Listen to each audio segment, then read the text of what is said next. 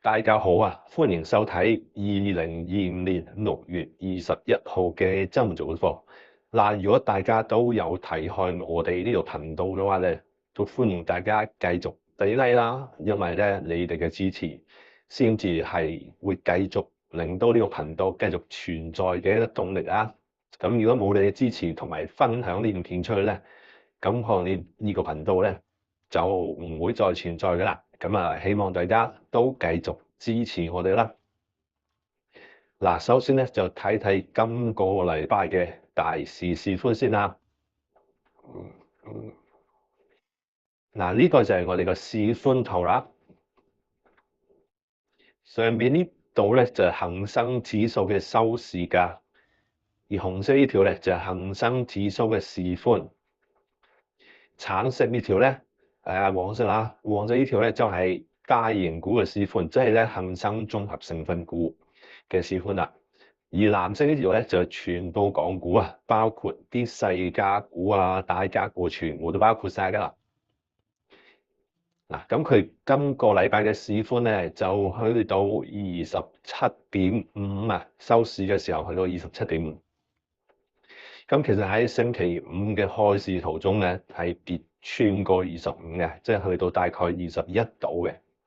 咁當其時咧，我哋都有提示過啦，就係話個市可能隨時有啲反彈嘅喎。嗱，而家咧佢嗰個趨勢仲係向下跌㗎。咁啊，如果個市寬咧有少少彈上嚟咧，都仲係一個反彈嚟嘅，因為而家嗰個跌勢可能形成咗啦。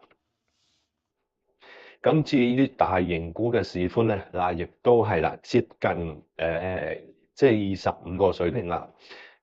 咁佢嗰個收市咧就係變咗係29.3啊，29.3就未跌到落去超賣區嘅。咁恒指市寬都係未跌到超賣區，因為佢臨尾收市嘅時候咧，今日就升翻啲啦啊，所以星期五嘅時候就升翻少少。嗱，全部股嘅市寬咧就去到26，嗱就接近呢個25嗰個分水嶺啦。咁大家可以就將呢個圖影低佢嚇，咁就記住嗰啲數字啊。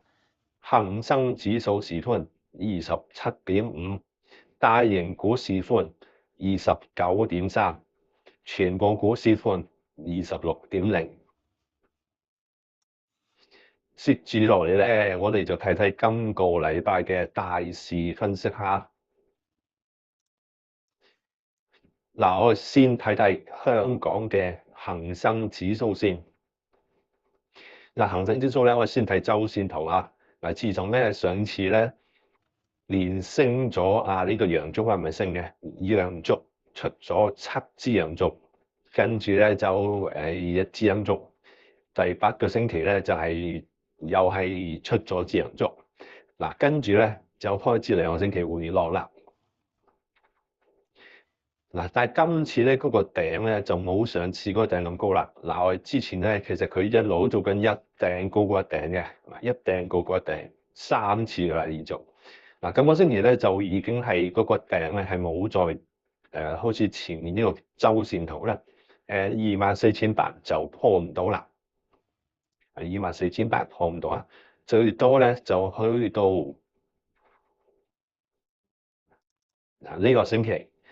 就24,400啊，咁啊就行人止步啦，就開始掉頭回落啦。咁而家咧就佢嗰個10週線啊，同埋呢個20週線咧，基本上都係喺23,000嗰個位嘅，基本上都係23,000點。咁所以嚟緊咧23,000點嗰個位咧就係關鍵位所在啦。23,000點啊。好，咁我哋睇翻日線圖啦。嗱，日線圖咧，其實而家個恆指咧就啱啱就去到0.382啊，0.382嗰個位咧就係23,200啊，23,200啊，啱啱嗰日就去到23,200嗰陣時，就星期五咧就有個小反彈啦，咁就彈咗就292點嘅，但係因為星期五有呢個富時更換成分股嘅關係啊。咁所以呢個升200幾點咧，未必係反映真實嘅市況㗎。嗱，因為外圍而家都仲係講緊伊朗同埋以色列咧都打得好勁啊。咁其實冇理由唔反映翻而家外圍嘅情況㗎喎。咁所以咧其實就呢個咁嘅升幅咧，我哋暫時都係當住係一個富時更換成分股，會令到佢突然間就升咗幾百點啫。咁其實佢嗰個跌勢咧就差唔多形成咗啦。嗱，因為咧就有張盤呢度咧已經係跌穿咗零線以下啦。咁如果趨勢線咧，亦都係向緊下嘅。呢個莊家線咧，其實莊家線已經係呢度一路去，就已經係向緊下噶啦，即係一路行緊嘅時候已經向緊下噶。咁下一個位咧，就我哋要數翻咧，就係去到0.382啊，0.382嗰個位咧就22,400啊。嗱，咁同時咧，嗰個恒生指數咧，亦都差唔多係即係呢個0.236啊，咁亦都係差唔多接近呢一個EMA 呢條線嘅。咁 EMA 呢條線亦都係有初步嘅支持位啦，EMA 呢條線。好，跟住我哋咧就睇下 A 股啦。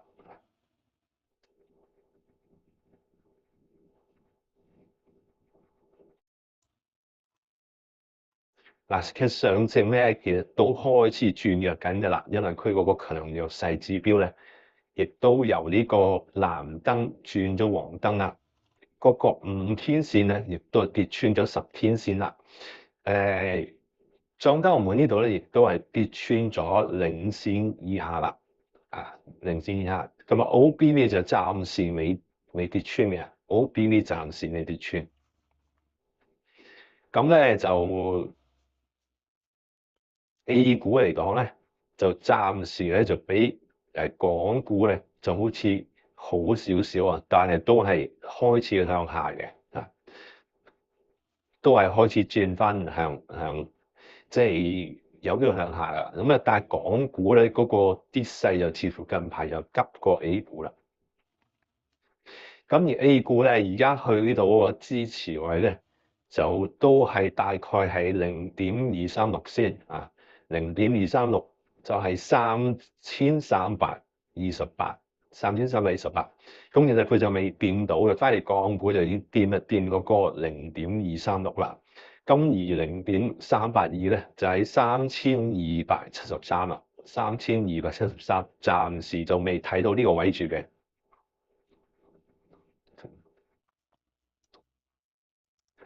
嗱，跟住我哋就睇下呢個美股啦。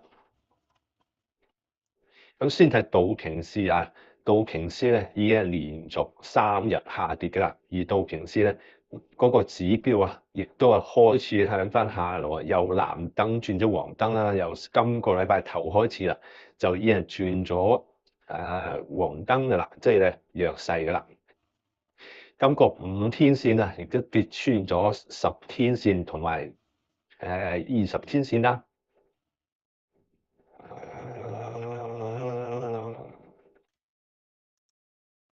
亦導致第一個支持位啦，就係佢第一個位就係0.236，就係41,400啊，41,400個位。第二個位咧就係0.382，就係40,462啊。咁至於納指咧，暫時就好啲啦，因為咧佢啱先至係都仲未轉嘅，嗱啱都仲未轉黃色嘅喎，即係話咧佢5天線係跌穿咗10天線啦，但係咧佢仲未係轉弱勢喎，即係仲係保持強勢啊。其餘個指標咧都仲係強勢啊，未轉差嘅，咁所以就暫時道指係差啲，但係納指咧仲 OK 啊。咁至於標普啦，嗱標普就啱啱星期五嗰晚啊，星期五唔係星期晚，啱啱星期即係之前有交易日啦，咁就由藍燈就轉咗黃燈啦，咁即係轉咗弱勢嘅喎。個 OBV 亦都啱啱跌穿啦，即係有兩個指標跌穿嘅。咁同埋之前咧一直都有拉升指標嘅，咁啊最近呢兩日就已經冇咗啦，已經停咗啦。咁仲有一個油裝盤呢度咧，就係仲係喺零線以上嘅，不過都接近跌穿啦，咁要留意翻啦。咁所以標普咧下一個支持位咧，你可能要睇到呢條 EMA 線嗰度啦。嗱，呢條 EMA 線咧就大概係5803喎，5803個位，咁就第一個支持位啦。咁下一個位咧就去到即係呢個年後啦。下一個位啊，就已經去到呢個年後位嗰度啦。咁呢個年後位嘅下方咧，就大概係5691啦。呢個咧就係標普嘅。咁好啦，咁啊三大指數都睇完啦。咁我哋咧就轉睇呢個沽空報告嘅情況。好，喺累積沽空方面咧，第一位依然係平保，就累積沽空404億。第二位就比亞迪1211，就係302億。美團就203億。騰訊就167億。小米就165億。阿里巴巴就102億。跟住招行就124億啦。2899紫金就106億。跟住咧就1299友邦就大概100億。跟住就快手就93億。跟住安踏就排第11位啦，咁就80幾億。嗱，咁就似乎咧近排咧都係汽車股啦，汽車股同埋咧就啲科網股就比較即係喺個沽空裏邊咧就比較突出啲啦。譬如頭嗰10位咧就有比亞迪啦，同埋比亞迪都升得好快啊！即係比亞迪個沽空咧突然間去到成300億喎，仲要高過騰訊同埋美團。跟住咧就小米啦，就小米都係汽車股啦。咁另外咧就去到12位嘅時候就見到小鵬啦。咁咧頭嗰20大沽空裏邊咧，其實有幾隻都係啲電動車股嚟嘅。咁啊，其餘就係啲科網股，美團、騰訊、小米、阿里巴巴、快手呢一紮啦。咁大家要留意隻泡泡瑪特嗱，泡泡瑪特嘅沽空咧都飆得好快啊！之前都唔見佢喺呢個沽空榜裏邊嘅，突然間咧隻泡泡瑪特咧就出咗翻嚟喎。咁嗱，因為泡泡瑪特咧都喺上升得太多啦，咁呢1-2年。呢2年咧，基本上都係以倍數嚟上升嘅，咁每年都升幾倍嘅。咁今年年初至今咧，亦都升咗2倍以上啦。咁所以就泡泡瑪特咧，基本上已經去到一個好高嘅階段。同埋咧，要留意泡泡瑪特咧本身嗰啲創辦人啊，或者佢股東咧，基本上咧都係已經沽咗貨啦。佢哋已經沽咗貨，咁所以即係泡泡瑪特咧到而家呢個位咧，就要特別留意啊！加上佢個沽空開始就增大啦，就好似隻比亞迪咁無啦啦飆上嚟。今次呢隻泡泡瑪特咧，我估咧都會上翻10大啊，即係上翻10大官榜，即係係喺上面啦。好啦，咁累積沽空咧就暫時睇到呢度。咁跟住我哋就睇下過去呢個星期嘅嗰個加沽同埋平倉嗰個情況。首先咧就加沽最多嘅咧就係平保喎，有34億，跟住就2423就22億，2899紫金都近排個加沽情況都好特別喎嚇，都有啲好似對住佢咁樣喎，就加估咗21億，2359就加估咗15億，1299友邦就加估14億，而呢個咧就9992即係 Propermata 都加估咗13億。咁3690咧就加估咗13億，另外1530又加估12億，1378就加估咗10億。好啦，睇完加估咧，我哋就睇下平倉咯喎。咁平倉平得最多嘅咧就係700騰訊，就平咗大概26億。121比亞迪就平咗23億，1810小米就平咗13億，1024快手就平咗11億，跟住2015就平咗11億，9988就平咗10億，2020安踏就平咗6億，就9660咧就平咗3億。咁另外匯控咧就平咗3億都係。嗱，跟住咧我哋就轉睇大戶啊，過去呢個星期咧究竟買咗啲乜嘢，同埋沽咗啲乜嘢啦。咁過去呢個星期睇下大戶買啲咩先啦。嗱，咁首先咧就見到有隻3288啦，3288應該係海天美業嚟嘅。咁呢啲通常就唔係買㗎啦。咁佢有喺度咧就代表咧，因為好多呢啲都係啲包銷商嚟嘅。咁佢哋個 account 裏邊咧就多咗呢啲股份，就唔係代表佢哋買啊，即係代表佢哋做咗承銷商。咁佢喺佢 account 裏邊係好正常嘅。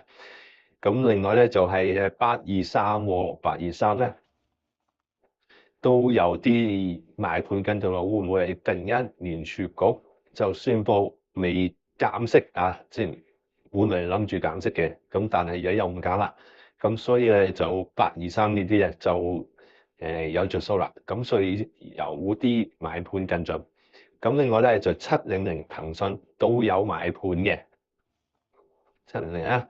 咁另外咧就睇睇今個禮拜嘅大戶啊，究竟估啲咩嘢貨啦？咁就見到咧就3690啦，同埋咧就係9660啊，就集中喺呢兩隻裏邊啦。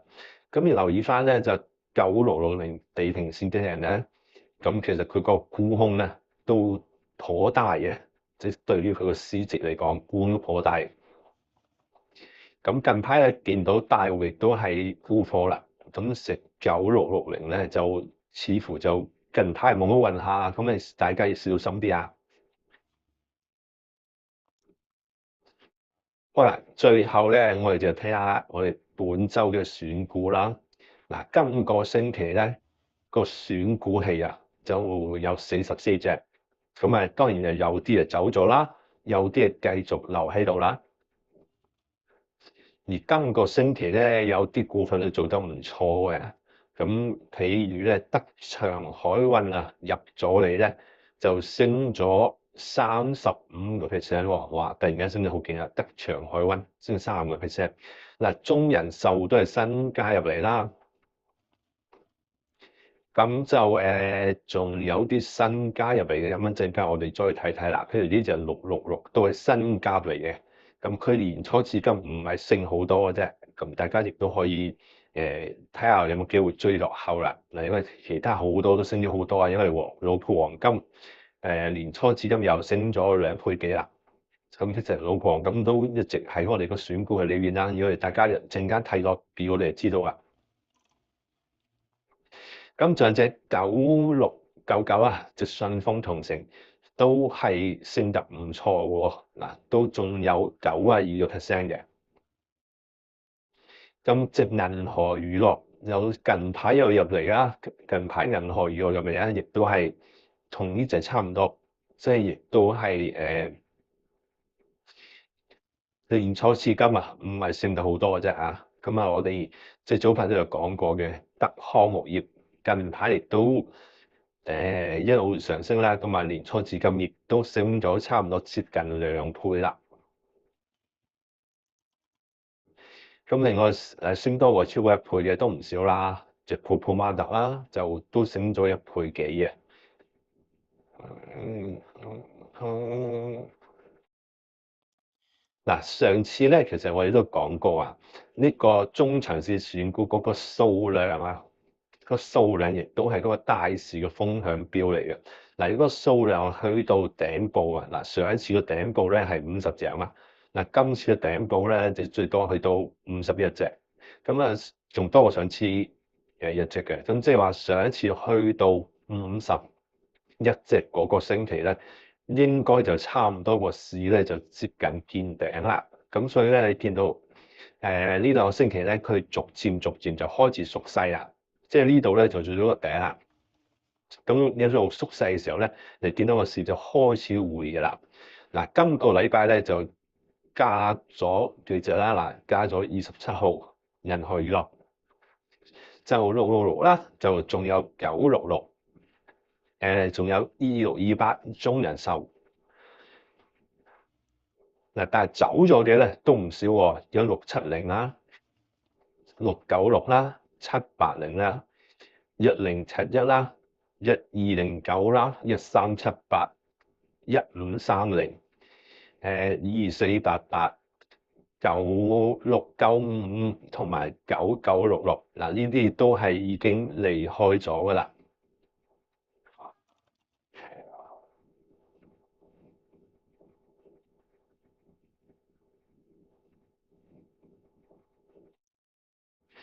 嗱，頭先我哋睇到咧就係隻2510啊，德祥海運啊。嗱，自從入咗嚟之後咧，都升得唔錯啦。隻2510，德祥海運咧就好耐之前就已經入嚟啦。佢喺4月5號嗰個星期咧就已經入咗嚟啦。咁啊，近排就你見到有爆升啦。咁所以咧，我哋個選股器咧，基本上咧，你入咗嚟之後咧，佢會長期都會即係一路監察住啊，即係呢一啲股份。咁如果佢一路都喺我哋嘅選股器裏邊咧，即係證明咧，佢都仲係一個好強勢嘅狀態。咁亦都係一個仲係啲即係其他方面咧都比較優質，所以佢仲繼續留喺我哋啲選股器裏邊。咁基本上咧，佢嗰個無論走勢又好啦，佢嗰個基本因素亦都好啦，咁亦都係要達到晒我哋所有條件嘅，佢先會繼續留到喺呢個選股器裏邊嘅。咁啊，大家可以繼續留意新加入嚟嗰啲啦，譬如咧2628啦，27號啦，嗱666啦，咁呢啲仲有隻966啊，呢啲都係新加入嚟嘅。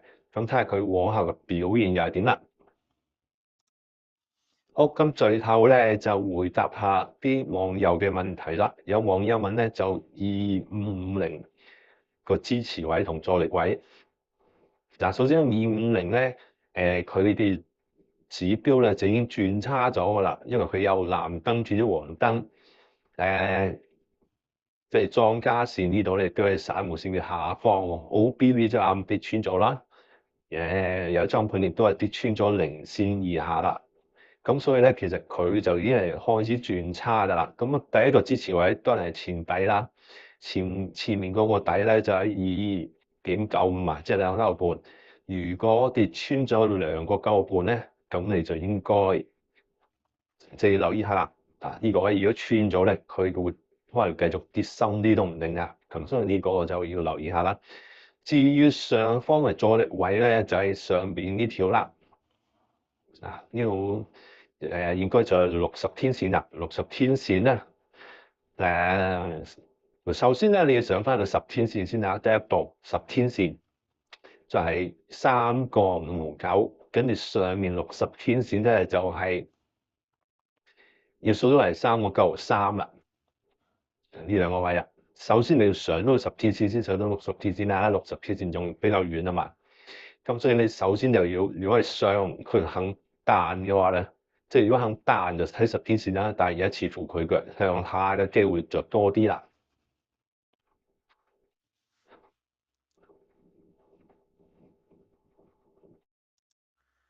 嗱，另外一隻咧就係呢隻中國抗體3681。嗱，中排咧佢就似乎就行鈍化模式，不過咧就鈍化完啦，應該就鈍化完就已經跌穿咗5天線啦。咁而家咧亦都係黃燈轉藍燈變咗黃燈啦。嗰個莊家線咧亦都接近啦，嗰個散戶線啦。就 OBV 咧就未跌穿嘅，有莊盤亦都係零線以上。嗱，佢個情況就唔係好差，即係唔係轉得太差嘅。但係咧，通常啲情況底下，如果你喺低位買到，咁而家仲有利潤嘅冇問題啦。但係通常呢啲你扯高咗咁高咧，可能喺呢度追貨嘅，即係呢啲情況底下會追貨嘅。升3成、升4成，嗱呢啲咁嘅追貨咧，而家你可能就要係有機會就睇下仲有冇盈利啦嚇。咁如果你仲有盈利嘅話咧，你就可以繼續睇下啲自己會唔會全部轉差，你先走啦。如果唔係嘅話咧，呢啲位如果佢唔再彈翻上去，升翻穿10天線咧，咁就可能成個升浪就完嘅啦。呢啲就炒完一陣就完嘅。你睇下上次呢啲都係咁嘅。如果你縮翻去洗啲圖咧，佢炒完之後又去翻差唔多你爛原位啊。咁佢而家如果都係炒完嘅話咧，佢又會去翻原位啊。咁你自己諗諗啦，即係你而家嗰個情況就係因為5天線已經跌穿10天線，如果10天線再跌穿埋20天線咧，即係去翻空頭排列狀態咯。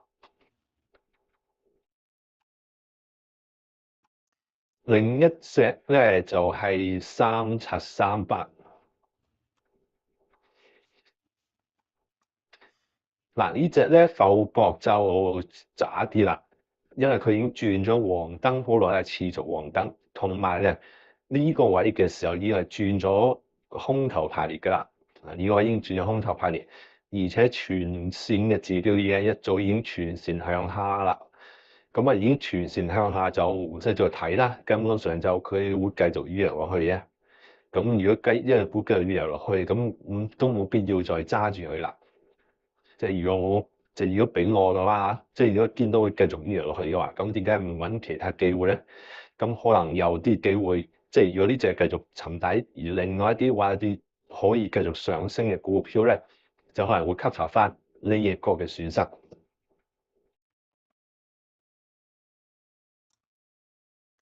好啦，今個禮拜嘅周早課咧就同大家講到呢度先。咁咧，以上咧只係一啲個人嘅見解啦，同埋咧只係一啲教學參考用途，冇任何投資建議嘅。大家投資之前咧就自己評估翻個風險啦。咁下個星期咧再同大家做下功課啊，拜拜。